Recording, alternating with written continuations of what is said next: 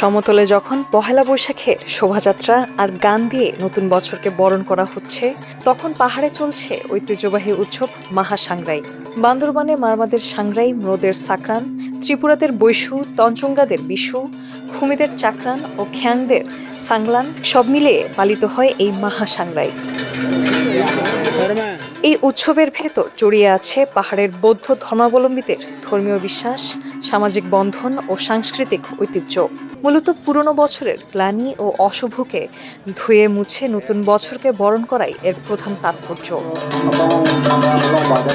মহাসাংগ্রাই ঘিরে বান্দরবানে আয়োজন করা হয় শোভাযাত্রা, বয়োজ্যেষ্ঠ পূজা, পিঠা উৎসব, বৌদ্ধ বিহারে দান, বুদ্ধমূর্তি স্নান, প্রদীপ প্রজ্বলন এবং মৈত্রী পানি বর্ষণের মতো নানা কর্মসূচি।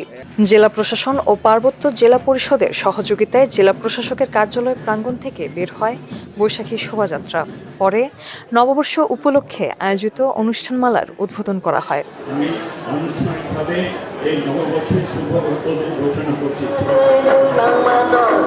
উৎসবে গুরুত্বপূর্ণ অংশ বয়োজ্যেষ্ঠ পূজা, যেখানে বয়স্ক নারী পুরুষদের বিশেষ সম্মান জানানো হয় এবং তাদের আশীর্বাদ নেওয়া হয়। একই সঙ্গে জেলা উপজেলা পর্যায়ে এবং পাড়ায় পাড়ায় আয়োজন করা হয় পিঠা উৎসব।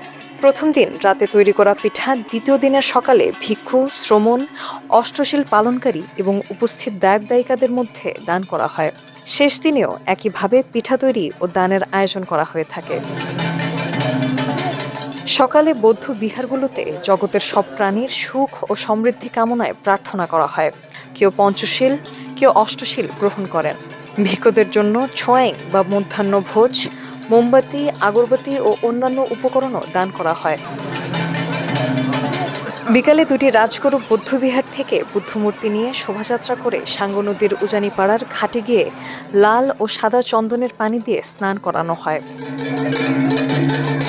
আর উৎসবের সবচেয়ে প্রাণবন্ত অংশ মৈত্রী পানি বর্ষণ। দ্বিতীয় ও তৃতীয় দিনে তরুণ তরুণীদের অংশগ্রহণে এই আয়োজনে পুরনো বছরের গ্লানি ধুয়ে ফেলে নতুন বছরকে শুভ ও পবিত্র মননে বরণ করা হয়।